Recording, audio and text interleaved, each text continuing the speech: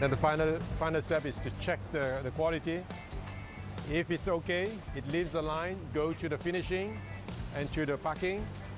If it is not good, it will return back to the operator who did the wrong operation. Because every hanger has an RFID chip that identifies... So this is what they're making here? Yeah, this is what they're making, yeah. Good old-fashioned sweatpants. Yeah. I like these.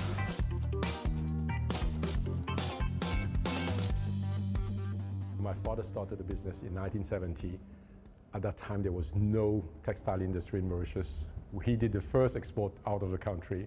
I think nowadays we're still among the few rare companies in Mauritius exporting, but compared to some other African countries, we're quite a large scale, but obviously compared to Asian, we're quite small. Mauritius is a relatively low-cost production base compared to, say, Western Europe or the United States, but you're still a higher cost than some of the newer production bases, Vietnam, Cambodia, and Bangladesh. How do you compete? Obviously, we have to increase the productivity, first of all. So through automation, through technologies that help us increase the output per hour of work for each employee.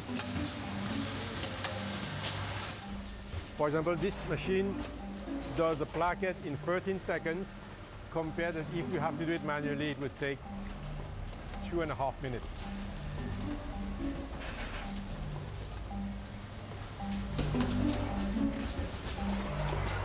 So as you can see, everything is optimized. So while the machine is stitching, she is preparing the next piece.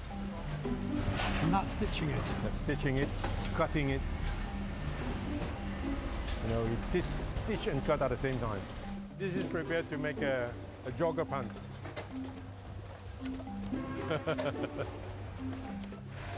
Look at this one. This is bringing the two sides together. This machine, it holds it there, shoves it over here, and this thing sews it. Yeah. Fascinating.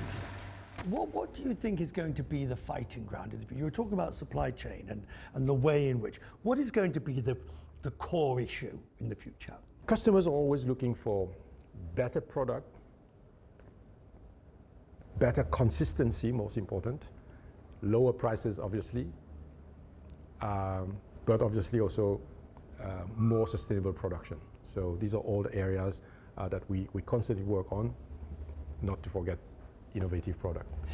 And how difficult at the moment is it? What is your biggest challenge at the moment besides cost? I'm thinking of supply chain issues. People. You know, when our company started in 1970, labor was very cheap in Mauritius, and it makes sense at that time to use labor as the main resource to produce. But nowadays we are 5 times more expensive than Madagascar, 4 times more expensive than Bangladesh. We need to compensate for that.